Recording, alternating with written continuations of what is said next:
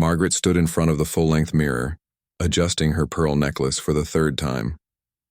Everything had to be perfect tonight. The engagement party was more than just a celebration. It was her chance to make the right impression on David's business partners and their wives. She had spent weeks planning every detail, from the imported flowers to the crystal champagne glasses that sparkled under the apartment's designer lighting. The apartment itself was a masterpiece. David had excellent taste, and his penthouse overlooking the city was the kind of place Margaret had always dreamed of living in. Floor-to-ceiling windows offered a breathtaking view of the skyline, and the modern furniture screamed success and sophistication. This was the life she had worked so hard to achieve, and tonight would cement her place in it. She smoothed down her black cocktail dress and checked her watch. The caterers would arrive any minute, followed by the florist and then the small army of servers she had hired. Margaret believed in doing things right, and that meant sparing no expense. David's business associates expected a certain standard, and she intended to exceed it. The doorbell rang and Margaret smiled. Right on time, she walked across the marble floor in her designer heels, her steps echoing in the spacious living room. Through the peephole, she could see a man in a white uniform holding several boxes, definitely the caterer. She opened the door with her brightest smile, ready to direct the setup, but her expression froze. Standing next to the uniformed caterer was an elderly man, who looked completely out of place. His clothes were wrinkled and faded. His hair was messy and gray, and his shoes had seen better days. Much better days. "Good evening, ma'am," the caterer said professionally. "We're here for the Hamilton event." Margaret barely heard him. Her eyes were fixed on the old man, who was looking past her into the apartment with an expression she couldn't quite read. It looked like longing mixed with sadness. "Who is this?" she asked sharply, gesturing toward the elderly stranger. The caterer looked confused. "I'm sorry, ma'am, but I don't know this gentleman. He was standing by your door when we arrived." The old man stepped forward, and Margaret instinctively took a step back. Up close, she could see that his clothes weren't just old. They looked like they came from a thrift store. His face was weathered, with deep lines around his eyes, and his hands were rough and calloused. "Excuse me, miss," the old man said quietly. His voice was gentle but shaky. "I'm looking for David Hamilton. I believe this is his apartment." Margaret's mind raced. David had never mentioned having any elderly relatives. In fact, he had told her that both his parents had died in a car accident when he was in college. So who was this man, and what did he want? "David isn't here," she said curtly. "He's away on business. And I don't know who you are, but I think you have the wrong address." The old man's eyes filled with hope when she mentioned David's name. "So he does live here? Please, I just need to speak with him. It's very important." Margaret felt a chill run down her spine. This looked exactly like the kind of scam she had read about online. Elderly con artists who targeted successful young people, claiming to be long-lost relatives hoping to get money or access to their homes. She had to protect David's apartment and their guests. "Sir, I'm going to have to ask you to leave," she said firmly. "We have a private event starting soon, and you're not invited." The caterer cleared his throat. "Ma'am, should we come back later?" "No, please come in," Margaret said, stepping aside to let the catering team pass. She kept her eyes on the old man, making sure he didn't try to slip inside with them. But the stranger didn't move. He stood there, clutching what looked like an old envelope in his weathered hands. "Please," he said, and his voice cracked slightly. "I know this might seem strange, but I'm David's father. I've been looking for him for so long." Margaret almost laughed out loud. The audacity of this man was incredible. Did he really think she would fall for such an obvious lie? "That's impossible," she said coldly. "David's parents died years ago. He told me all about it.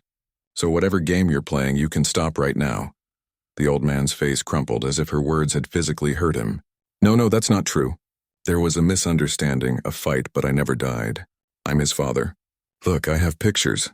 He started to reach into his jacket pocket, but Margaret quickly stepped back and raised her hand. "Don't come any closer," she warned. "I don't care what fake pictures you have. David has no family left. He built his success all by himself, and he doesn't need some stranger showing up and trying to take advantage of him." Tears began to form in the old man's eyes. "Please, just tell him that Robert was here. Tell him his father came to see him. I know we had problems, but I never stopped loving him. I never stopped hoping we could fix things." Margaret felt a surge of anger. How dare this man try to manipulate her with fake tears and made-up stories? She thought about all the planning she had done, All the important people who would be arriving soon, and all the ways this shabby old man could ruin everything. "Listen to me very carefully," she said, her voice hard as steel. "I don't know what your angle is, but it's not going to work. David doesn't have a father. His parents are dead and he's moved on with his life. A successful life, with successful people, not with whatever this is." She gestured dismissively at his appearance, not bothering to hide her disgust. The old man, Robert, if that was even his real name, looked down at his clothes as if seeing them through her eyes for the first time. "I know I don't look like much," he said quietly, "but I am his father. I raised him. I taught him to ride a bike. I was there when he lost his first tooth. I remember everything about him." Margaret rolled her eyes. "Anyone could make up stories like that. You probably read about David in the business section of the newspaper and decided to try your luck. Well, congratulations on wasting your time. Now leave, before I call security." The old man stood there for a moment longer, clutching his envelope, tears now flowing freely down his cheeks. He cried, "I'm your father," he whispered, as if the words were being torn from his heart. "Please just tell him I was here." Without another word, he turned and walked slowly toward the elevator, his shoulders shaking. Margaret watched him go, feeling nothing but satisfaction at having protected David from this obvious scam. She had more important things to worry about tonight than some delusional old man and his pathetic stories. The engagement party had been a complete success. Margaret woke up the next morning feeling proud of how perfectly everything had gone. David's business partners had been impressed with the apartment, the food, and most importantly, with her. She had charmed everyone with her wit and elegance, and several wives had already invited her to their exclusive lunch gatherings. She was still in her silk robe, sipping coffee and reading the morning newspaper, when the doorbell rang. Margaret glanced at the clock on the marble kitchen counter. It was barely 9 in the morning, and she wasn't expecting anyone. David was still away on his business trip and wouldn't be back for another 3 days. Thinking it might be the cleaning service coming to collect the rental items from last night, she walked to the door and looked through the peephole. Her blood ran cold. It was the same shabby old man from yesterday, standing in the hallway with something in his hands. Margaret's first instinct was to ignore him and hope he would go away. But after 5 minutes of persistent knocking, she realized he wasn't leaving. She opened the door just a crack, keeping the security chain latched. "What do you want?" she asked sharply. "I thought I made it clear yesterday that you're not welcome here." Robert looked tired, as if he hadn't slept all night. His clothes were the same ones from yesterday, now even more wrinkled, but his eyes held a determination that hadn't been there before. "Please," he said, holding up a small, worn photograph. "Just look at this. One look, and then I'll leave if you still don't believe me." Despite herself, Margaret's curiosity got the better of her. She unlatched the chain and opened the door wider, but kept her hand firmly on the handle, ready to slam it shut at the first sign of trouble. The photograph was old and faded, the kind that came from those instant cameras that were popular decades ago. In it, she could see a younger version of the old man, smiling broadly with his arm around a little boy. The child had dark hair and bright eyes, and even though the picture was old, there was something familiar about his face. Margaret's heart skipped a beat. The little boy looked remarkably like David. The same nose, the same smile, the same way of tilting his head slightly to the left. But that didn't prove anything, she told herself. Lots of children looked similar, and old photographs could be deceiving. "This proves nothing," she said, handing the photo back dismissively. "You could have gotten this from anywhere. Maybe you found it in a trash can or bought it at a flea market. People throw away old family photos all the time." Robert's face fell, but he didn't give up. "Look at the back," he said urgently. "Look at what's written on the back." Margaret sighed and flipped the photograph over. In faded blue ink, someone had written, "David and Daddy at the park, age 7, along with a date that would make David 31 years old today. Which was exactly how old David was. Her mind raced. This was more elaborate than she had expected, but it still didn't prove anything. Anyone determined enough could have forged this kind of evidence. She had read about identity thieves who spent months researching their targets, learning personal details and creating fake documents. "Very impressive," she said sarcastically. "You did your homework. But I'm not stupid. David told me his parents died in a car crash when he was in college. He would have no reason to lie to me about that." Robert's eyes filled with pain. "There was no car crash," he said quietly. We had a terrible fight when David graduated. He wanted to move to the city and work in finance, and I wanted him to take over the family hardware store. I said some things I shouldn't have said. He said some things too. Hurtful things. He told me he never wanted to see me again, and then he left. Margaret felt a moment of doubt creep in, but she quickly pushed it away. This man was clearly delusional, probably homeless and desperate for money. The story sounded believable, but that's what made him dangerous. Even if any of that were true, she said coldly, which it isn't, David clearly moved on. Look around you. She gestured to the luxurious apartment behind her. He built this life without you. He doesn't need some deadbeat father showing up and trying to drag him back down. The word deadbeat hit Robert like a physical blow. Margaret could see him flinch, and for a moment she almost felt bad. Almost. I'm not here for money, Robert said, his voice barely above a whisper. I just want to see my son. I want to tell him I'm sorry.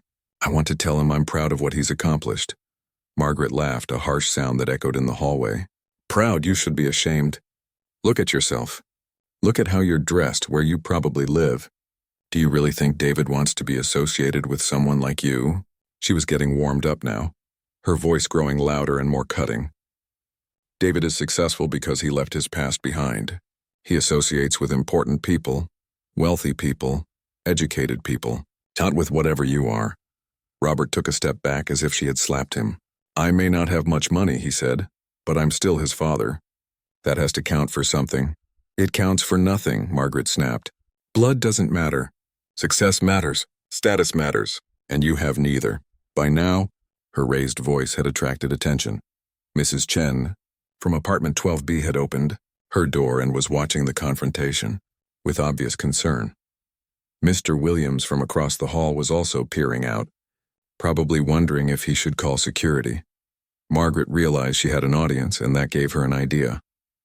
If she humiliated this old man publicly, maybe he would finally get the message and leave them alone. Everyone, she called out loudly, I want you all to be aware that this man is harassing me. He's been showing up at my door with some ridiculous story about being related to my fiancée. He's clearly unstable, and I'm concerned about the safety of everyone in this building. Robert's face went pale as neighbors began to whisper among themselves. Margaret could see the shame and embarrassment washing over him, but she wasn't finished. Sir, she continued, her voice dripping with false concern, I understand that you might be confused or having some kind of mental episode, but you need to leave. If you continue to bother the residents of this building, I will have no choice but to call the police. Please, Robert said, his voice breaking. I'm not trying to cause trouble. I just want to see David. He's my son. Margaret turned to the gathered neighbors. As you can see, he's completely delusional. David Hamilton has no family. His parents died years ago. This man is either a con artist or mentally ill, possibly both. The neighbors nodded sympathetically, and Margaret felt a surge of satisfaction. Robert looked around at their faces, seeing nothing but suspicion and pity, and his shoulders sagged in defeat. I'll go, he said quietly, tucking the photograph back into his jacket pocket. But I'm not giving up. Someday David will know the truth. Margaret watched him walk slowly toward the elevator, his head down and his steps heavy. As soon as the elevator doors closed, she turned to her neighbors with a bright smile. Thank you all for your support, she said. I just wanted to make sure everyone was safe. You never know what kind of desperate people are out there these days. The neighbors murmured their agreement and gradually returned to their apartments. Margaret went back inside, feeling victorious. She had protected David's reputation and their future together. That old man would think twice before coming back after such a public humiliation. But deep down, something nagged at her. The way he had looked at that photograph, the pain in his eyes when he talked about the fight with David, the specific details he had known. What if there was even the smallest chance that he was telling the truth? Margaret shook her head firmly. It didn't matter. Even if he was David's father, which was impossible, he was clearly a liability. Someone who would embarrass David in front of his successful friends and colleagues. Someone who would remind David of a past he had worked so hard to escape. No, she had done the right thing. David would thank her for it someday. 3 days had passed since Margaret's public confrontation with Robert, and she thought the problem was solved. But on Thursday morning, as she left the apartment building for her yoga class, she spotted him again. He was sitting on a wooden bench across the street, just watching the building entrance. Margaret's jaw tightened. The old man wasn't giving up, and that made him more dangerous than she had initially thought.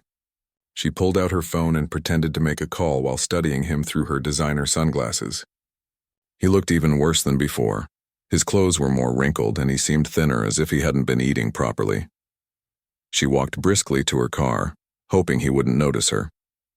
But as she drove past the bench, she saw him stand up and wave as if they were old friends. Margaret pressed harder on the gas pedal, her hands gripping the steering wheel tightly. This had to stop. When she returned from yoga 2 hours later, Robert was still there. Same bench, same hopeful expression on his weathered face. Margaret parked her car and marched straight to the building's main office on the ground floor. "I need to speak to the building manager immediately," she told the receptionist, her voice sharp with frustration. 20 minutes later, she was sitting across from Mr. Thompson, the building's head of security. He was a serious man in his 50s who took tenant safety very seriously. "There's a homeless man who has been harassing me," Margaret explained, her voice filled with practiced concern. "He's been stalking me for days, claiming to know my fiancée. I'm genuinely afraid for my safety." Mr. Thompson leaned forward, his expression growing serious. "Has he threatened you directly?" Margaret hesitated for just a moment. "Not in so many words, but his behavior is very threatening. He follows me, shows up at my door repeatedly and won't take no for an answer. Yesterday he created a scene in the hallway that frightened several other residents." "Can you describe this man?" Mr. Thompson asked, pulling out a notepad. Margaret provided a detailed description of Robert, emphasizing his shabby appearance and erratic behavior. She made sure to mention that several neighbors had witnessed the incident, knowing they would back up her story if asked. "I'll have our security team keep an eye out for him," Mr. Thompson promised, "and I strongly recommend that you file a police report. If this man is genuinely stalking you, there are legal remedies available." Margaret left the meeting feeling satisfied. She had planted the seeds of doubt about Robert's mental state and intentions. Now it was time to take the next step. At the police station, Margaret sat across from Officer Rodriguez, a young woman who seemed genuinely concerned about her situation. Margaret told the same story she had told Mr. Thompson, but this time she added a few extra details to make Robert sound more dangerous. "He knows personal details about my fiancée that he couldn't possibly know unless he's been stalking us for months," Margaret explained. "He has fake photographs that he claims prove they're related. It's really disturbing how much research he's done on us." Officer Rodriguez took detailed notes and asked several follow-up questions. "Has he ever tried to enter your building or apartment?" "He's been at my door multiple times," Margaret said truthfully. "And he watches the building from across the street for hours at a time. I've seen him there when I leave in the morning and when I come home at night." 2 hours later, Margaret walked out of the police station with temporary restraining order paperwork in her hand. She felt powerful, in control. The legal system was on her side now. The next morning, she watched from her window as 2 police officers approached Robert on his usual bench. She couldn't hear what they were saying, but she could see the shock and confusion on the old man's face as they handed him the legal documents. He looked up at her building, and for a moment Margaret thought he might be looking directly at her window. She stepped back, hidden behind the curtain, but kept watching. Robert read the papers slowly, his hands shaking. Then he folded them carefully, put them in his jacket pocket, and walked away without looking back. Margaret smiled. Problem solved. For 5 blissful days there was no sign of Robert. Margaret began to relax, thinking he had finally gotten the message. She went about her daily routine, shopping, meeting friends for lunch, planning her upcoming wedding, without constantly looking over her shoulder. But on Tuesday evening, as she returned from dinner with her college roommate, she found Robert standing by the building's entrance. He looked terrible, pale and thin with dark circles under his eyes, but what shocked Margaret most was the manila envelope he was clutching against his chest. "You can't be here," she said sharply, pulling out her phone. "I have a restraining order against you. I'm calling the police right now." "Please," Robert said, his voice hoarse and desperate. "I know I'm not supposed to be here, but I had to come. I have something important to tell you. About David. About why I need to see him so badly." Margaret kept her finger poised over the emergency call button. "I don't care what lies you've invented now. You need to leave immediately." Robert opened the envelope with shaking hands and pulled out several medical documents. Even from a distance, Margaret could see official letterheads from what looked like a hospital or medical clinic. "I'm dying," Robert said simply. The doctors say I have maybe 6 months left, probably less. I don't care what happens to me, but I need to see my son before I die. I need to tell him I'm sorry for the fight we had. I need him to know that I never stopped loving him." Margaret stared at the papers in his hands. They looked official, with medical terminology and doctor signatures. But she had read about scammers who created fake medical documents to gain sympathy. This was probably just another layer to his elaborate con game. "Even if that's true, which I doubt, it doesn't give you the right to stalk me," she said coldly.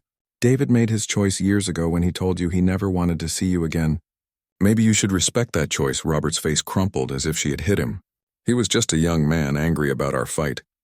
People say things they don't mean when they're hurt. "I know he didn't really mean it." "Oh, but he did mean it," Margaret said, stepping closer. Her voice was quiet but razor sharp. "Even if you really are his father, which I still don't believe, David is better off without you.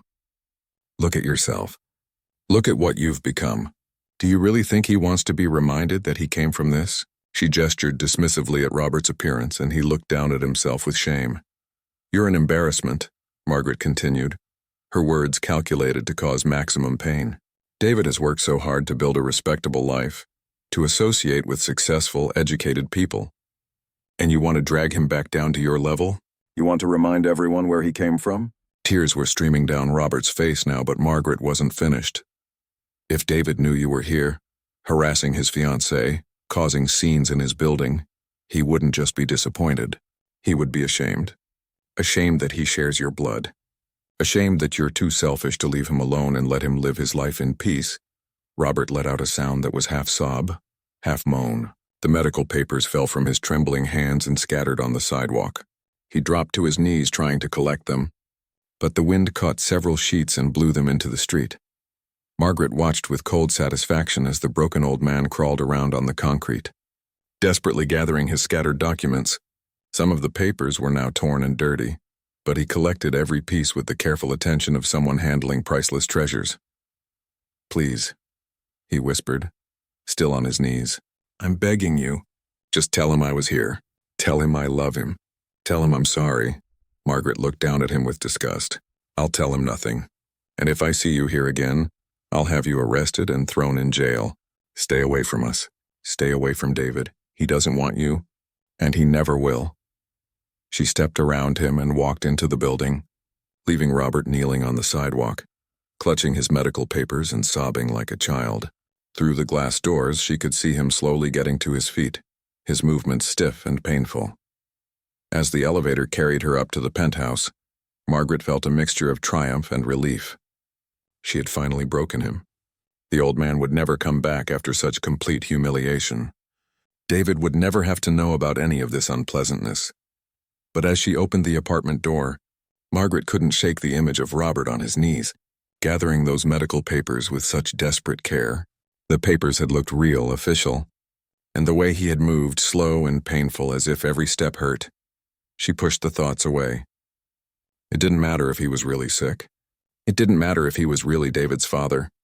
What mattered was protecting their future together, and she had done exactly that. David's business meetings in Chicago had gone better than expected. The new contract was signed 2 days early, and he was eager to get home and surprise Margaret. He had even bought her a beautiful bracelet from Tiffany's as a gift, a small token of appreciation for handling everything while he was away. As his taxi pulled up to the apartment building on Thursday afternoon, David felt that familiar surge of satisfaction he always got when he saw his home. The elegant building represented everything he had worked for, every late night and weekend spent building his career. He was proud of what he had accomplished. He was about to get out of the taxi when something across the street caught his attention. A man was sitting alone on the wooden bench in the small park, and there was something familiar about the way he held his shoulders, the angle of his head. David's breath caught in his throat. It couldn't be. After 15 years, it was impossible. But as he looked closer, studying the man's profile, there was no doubt in his mind. "Wait here," he told the taxi driver urgently. "Don't leave yet." David got out of the car slowly, his heart pounding. The man on the bench was older, much older than David remembered. His hair was completely gray now, and his clothes looked worn and tired. But it was definitely him. It was his father. Robert seemed to sense someone watching him and looked up. When his eyes met David's, time seemed to stop. For a moment, neither man moved. They just stared at each other across the busy street, as if they were afraid the other might disappear if they looked away. Then Robert stood up, his movements careful and slow, and David found himself walking toward the crosswalk. His legs felt shaky and his mind was racing with 1,000 questions. What was his father doing here? How had he found him? And why, after all these years, had he come? They met in the middle of the small park, standing just a few feet apart. Up close, David could see how much his father had aged. There were deep lines around his eyes, and he looked thinner than David remembered. But his eyes were the same, kind and gentle, filled with a love that David had tried so hard to forget. "Hello, son," Robert said quietly, his voice thick with emotion. David felt 15 years of anger and hurt rising in his chest, but it was mixed with something else, relief maybe, or longing. He had imagined this moment so many times over the years, usually late at night when he couldn't sleep. Sometimes he had pictured himself walking away without a word. Other times he had imagined shouting all the things he had wanted to say during their last terrible fight. But now, looking at his father's weathered face and tired eyes, all those rehearsed speeches seemed to disappear. "Dad?" David said, and his voice came out as barely a whisper. Robert's face crumpled with relief and joy. "I wasn't sure you'd want to see me," he said. "I wasn't sure you'd even recognize me after so long." "Of course I recognized you," David said, and he realized he was crying. "You look older, but you're still my dad." They embraced then, awkwardly at first, then desperately, as if they were trying to make up for 15 years of lost hugs in a single moment.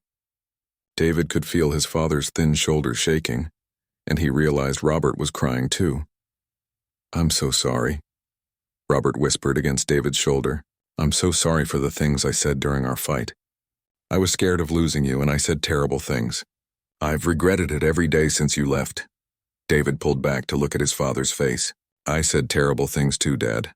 I told you I never wanted to see you again, and I didn't mean it. I was just angry and proud and stupid. You were young," Robert said, reaching up to touch David's face with a trembling hand. "Young people are supposed to leave their parents and make their own way in the world. I should have supported your dreams instead of trying to hold you back." They sat down together on the bench, and David noticed his father moving stiffly, as if he was in pain. "Are you okay, Dad? Are you hurt?" Robert waved his hand dismissively. "Just getting old, that's all. Don't worry about it." But David could see there was more to it than just age. His father looked genuinely unwell, and it scared him. "Dad, how long have you been sitting here? How did you find me?" Robert's expression grew sad. "I've been looking for you for years, son. It took me a long time to track you down, and when I finally found your address, I've been coming here for weeks hoping to see you." David frowned. "Weeks, but I've been home most of the time until this business trip. Why didn't you just come to the door?" Robert looked down at his hands, and David could see shame in his father's face. "I did try to come to the door, several times. But your fiancée, she told me to leave. She said you didn't have any family, that your parents were dead." David felt a chill run down his spine. "Margaret said that?" "She didn't believe I was your father," Robert continued, his voice growing quieter. "I showed her pictures. I tried to explain about our fight, but she said I was lying. She said I was trying to take advantage of your success." David's mind was reeling. Margaret had never mentioned anyone coming to the door. She had never said anything about a man claiming to be his father. Why would she keep something like that from him? "Dad, when did this happen? When did you talk to Margaret?" Robert pulled a crumpled piece of paper from his jacket pocket. David could see it was some kind of legal document. "About a week ago, she had me served with a restraining order. She told the police I was stalking her." David stared at the paper in shock. A restraining order? Against his own father? That's impossible. Margaret would never do something like that without talking to me first. But even as he said the words, David felt doubt creeping into his mind. Margaret could be very protective of their lifestyle, their reputation. She often talked about the importance of associating with the right kind of people. Had she really seen his father as a threat to their social standing? "She was very clear about what she thought of me," Robert said sadly. "She said I was an embarrassment. She said you would be ashamed of me if you knew I was here. She said you Had worked too hard to build your successful life to have someone like me drag you down. Each word hit David like a physical blow. He could picture Margaret saying exactly those things, her voice cold and cutting. He could see her looking at his father's worn clothes and judging him, dismissing him as unworthy of their time. "Dad, that's not true," David said urgently. "I would never be ashamed of you. Yes, I was angry about our fight, but you're still my father. You raised me, you loved me, you taught me everything important I know about life." Robert's eyes filled with tears again. "She said you told her your parents were dead. She said you had moved on and built a life without me." David felt sick to his stomach. He had told Margaret that story early in their relationship, back when talking about his family was too painful. He had lied because it was easier than explaining the complicated truth about the fight with his father, the years of stubborn pride on both sides, the way he missed his dad but was too proud to make the first move toward reconciliation. "I did tell her that," David admitted, his voice heavy with shame. "But it was a lie, Dad. I was hurt and proud, and it was easier to pretend you were gone than to admit I missed you every day." "You missed me?" Robert asked, hope flickering in his tired eyes. "Of course I missed you," David said. "You're my father. There wasn't a day that went by that I didn't think about calling you about coming home to visit. But I was too stubborn, too proud to admit I was wrong about some of the things I said during our fight." They sat in silence for a moment, both of them processing the weight of 15 lost years. Then David remembered something his father had said earlier. "Dad, you said Margaret had you served with a restraining order. What exactly did she tell the police?" Robert's face grew pale. "She told them I was stalking her, that I'd been harassing her for weeks. She said I was dangerous and unstable. The police officers who served the papers looked at me like I was some kind of criminal." David felt anger building in his chest, hot and fierce. How dare Margaret do this to his father? How dare she lie to the police and use the legal system to humiliate and threaten an old man who just wanted to see his son? "Dad, I am so sorry," David said, his voice shaking with emotion. "I can't believe she did this to you. I can't believe she would be so cruel." "I tried to show her the medical papers," Robert said quietly. "I thought if she knew how sick I was, she might understand why it was so important for me to see you." David's blood ran cold. "Medical papers? Dad, what medical papers?" Robert reached into his jacket again and pulled out a manila envelope, now worn and stained from being carried around for days. Inside were several official-looking documents with hospital letterheads and doctor signatures. David read the top page with growing horror. The words seemed to jump off the paper: terminal diagnosis, advanced stage, 6 months or less. "Dad," David whispered, his hand shaking as he held the medical report. "When were you going to tell me?" "I was trying to tell you," Robert said sadly. "That's why I came here. I know I don't have much time left, and I couldn't die without seeing you again. I couldn't die without telling you how proud I am of what you've accomplished, and how sorry I am for our fight." David looked up at his father through tears. "And Margaret knew about this? She knew you were sick?" "I showed her the papers," Robert nodded. "But she said they were fake. She said I was just trying to gain sympathy. Then she told me that even if they were real, you wouldn't care. She said you would be ashamed to have a dying father who looked like me." David felt something break inside his chest, not just his heart, but something deeper. His faith in the woman he had planned to marry, his trust in the future they had built together. Margaret's true character was finally revealed, and it was uglier than he could have ever imagined. David sat in his car outside the apartment building for 20 minutes, trying to process everything his father had told him. The medical papers were spread across his lap, official documents that painted a grim picture. Stage 4 cancer, advanced metastasis, 6 months to live if he was lucky. The diagnosis was dated 3 months ago, which meant his father had already lost half of his remaining time, and Margaret had known. She had seen these papers, dismissed them as fake, and then used the legal system to keep a dying man away from his only son. David looked across the street to where his father was sitting on the bench, waiting patiently. Robert had insisted that David go up to the apartment alone first. "You need to talk to her," his father had said. Give her a chance to explain. Don't let my situation destroy something good in your life.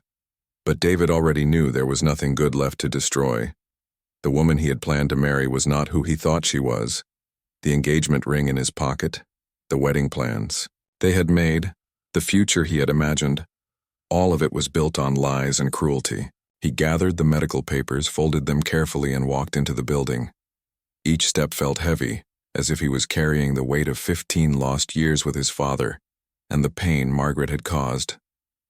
Margaret was in the kitchen when he opened the apartment door, wearing one of her expensive dresses and arranging flowers in a crystal vase.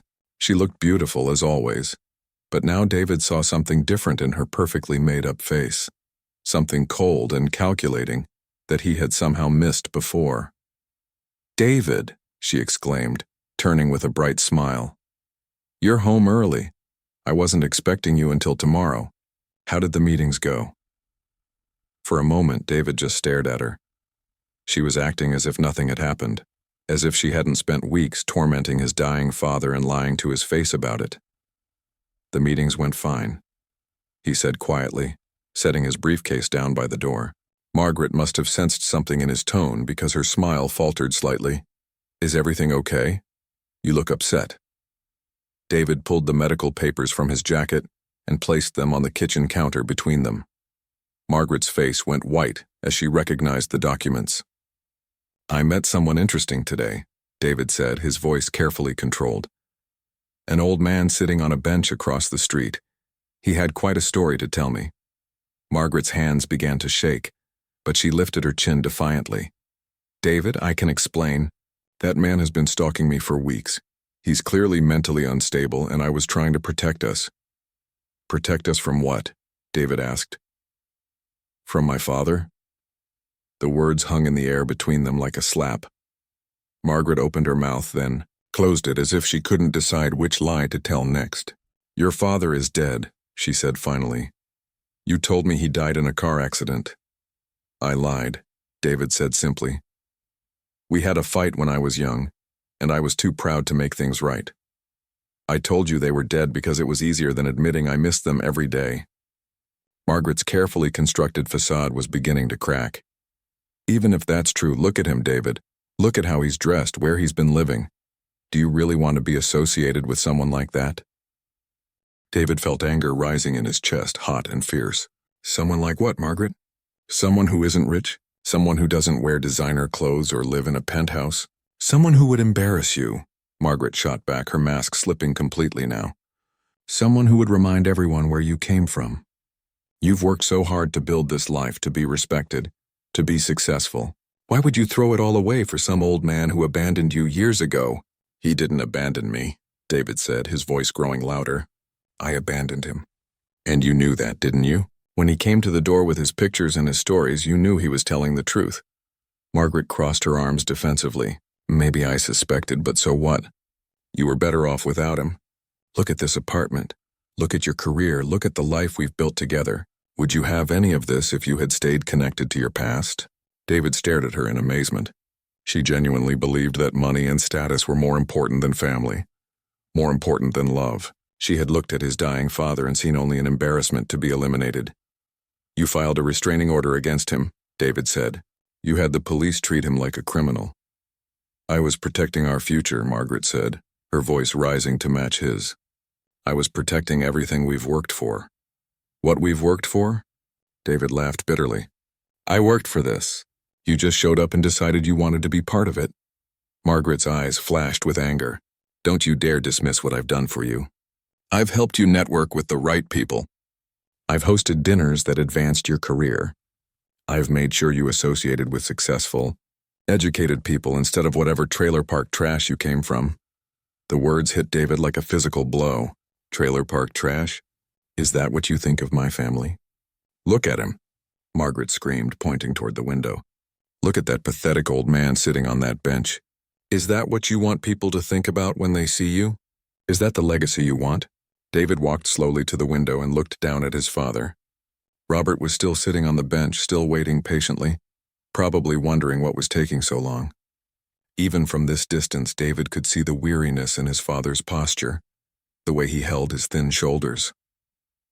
"That man down there," David said quietly, "taught me how to ride a bike. He helped me with my homework every night. He worked 2 jobs to pay for my college tuition. He never missed a single one of my baseball games, even when he had to leave work early. He's not trailer park trash, Margaret. He's my father, and he's worth more than this entire building." Margaret scoffed. "Sentimental nonsense. He's a burden, David, can't you see that? He's sick, he's poor, and he'll only drag you down." David turned away from the window to face her. "He's dying, Margaret. Those medical papers you threw in his face? They're real.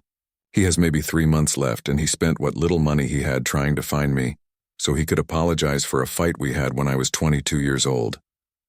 For just a moment, Margaret looked uncertain, but then her expression hardened again. "Even more reason to stay away from him. Do you want people to remember you as the successful businessman, or as the man whose father died in poverty?" David felt something break inside him. Not his heart, but something deeper. His respect for Margaret, his love for her, his faith in the future they had planned together. It all crumbled in that moment, leaving behind only disgust and pity. "Get out," he said quietly. Margaret blinked. "What? Get out of my apartment? Get out of my life. We're done. David, you're being emotional. You're not thinking clearly. In a few days, when you've had time to process this, you'll realize I was right." David walked to the closet and pulled out 2 suitcases. He threw them at Margaret's feet. "Pack your things and leave now." "You can't be serious," Margaret said, but there was panic in her voice now. "You're going to throw away our entire future for some old man you haven't seen in 15 years? I'm going to spend whatever time my father has left making up for 15 years of being too proud and too stupid to pick up the phone," David said. "And I'm going to do it without someone who thinks love can be measured in dollars." Margaret stared at him as if she was seeing him for the first time. "Fine," she said finally, her voice dripping with venom. "But don't come crawling back to me when you realize what a mistake you're making. Don't come back when you remember what it's like to be nobody special." She began throwing her clothes into the suitcases with sharp, angry movements. "I gave you the best years of my life, David. I could have married anyone, lawyers, doctors, investment bankers. But I chose you, and this is how you repay me." "You chose my bank account and my address," David said calmly. "You never chose me." An hour later, Margaret was gone. David stood at the window, watching her taxi disappear down the street. Then he looked across to the park where his father was still waiting on the bench. David ran down the stairs, taking them 2 at a time. He burst out of the building and crossed the street, not caring about the honking cars or the traffic lights. "Dad," he called out as he approached the bench. Robert looked up with hope and fear in his tired eyes. "How did it go, son?" David sat down beside his father and put his arm around his thin shoulders. "She's gone, Dad, it's over." Robert's face crumpled with relief and guilt. "I'm so sorry, David. I didn't want to cause problems in your relationship. I just wanted to see you again." "You didn't cause any problems," David said firmly. "You helped me see the truth about someone I thought I loved. And now I get to spend your remaining time making up for all the years I wasted." Over the next 3 months, David took a leave of absence from work. He moved his father into the penthouse apartment and converted the guest room into a comfortable bedroom, with a hospital bed and all the medical equipment Robert needed. He hired the best doctors, the best nurses, the best care that money could buy, but more importantly, he spent every day with his father. They talked about the fight they had years ago, about the things they should have said, about the memories they both treasured. Robert told stories about David's childhood that David had forgotten, and David shared stories about his career and his dreams that his father had never heard. They cooked together when Robert felt strong enough. They watched old movies and looked through photo albums. They talked about life and death and forgiveness and love. David learned that his father had kept every newspaper clipping about his business success, every article that mentioned his name. "I was always proud of you," Robert said one evening as they sat watching the sunset from the apartment balcony. "Even when I was angry about our fight, even when I didn't know where you were, I was proud of everything you accomplished." 3 months and 2 weeks after their reunion, Robert passed away peacefully in his sleep. David was holding his hand. At the funeral, David was amazed by how many people came to pay their respects. Old friends of his father's, neighbors from the neighborhood where David had grown up, former customers from the hardware store. They all had stories about Robert's kindness, his generosity, his love for his son. Margaret was not there. A year later, David still lived in the penthouse, but it felt different now. The walls were covered with pictures of his father, with memories of their last months together. David had returned to work, but he had also started a foundation in his father's name to help families reconnect with estranged relatives. He never remarried Margaret, and he never regretted his choice. He had learned that real love doesn't judge people by their clothes or their bank accounts. Real love doesn't file restraining orders against dying fathers or lie to keep families apart. Real love waits on a bench for weeks, hoping for just one chance to say, "I'm sorry and I love you." And sometimes, if you're very lucky, you get that chance before it's too late.